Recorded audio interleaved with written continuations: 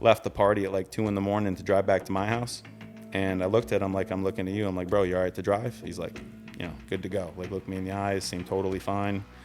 We leave. My friend Jeremy's like, yo, peel the tires, because he just got like a brand new 98 Grand Prix wide track. And so we peel the tires. And I remember just looking at the speedometer, now we're going 50, 60, 70. And I'm seeing a stop sign coming up soon. And I know this road, it's got like a hump in the road. And then there's an apartment complex on the right and an apartment complex across the street. And of course the thing's gonna stop.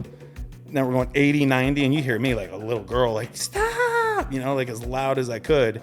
And we're literally about to hit these cars parked in front of the apartment complex. He cranks the wheel. Now I look down, we're going like $1.05 at least. And I just remember hearing like pop, pop, pop, pop. The tires woke up like, I don't know.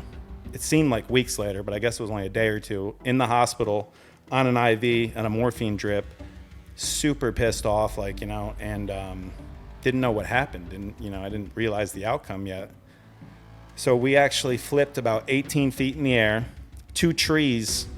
This I know God's real. 2 trees about 6 feet apart, caught the car perfectly diagonally. Didn't know it at the time. Ejected him because he was shorter, cut his throat. So he died on impact. Me being almost 6'3", jammed me up. So now I got this foot's like up jammed in the steering wheel. The car's upside down. I'm hanging out the driver's side, like halfway, like in between that window. And my elbow's behind my head. I had a compound fracture with my bone sticking out. That's how I got like scar and reconstructive surgery and a skin graft and plates and screws in my arm. But the fact that that's all that happened is like a miracle. They said there was like a 1 in 2 million chance that I even lived that, not let alone wasn't sipping food through a straw the rest of my life.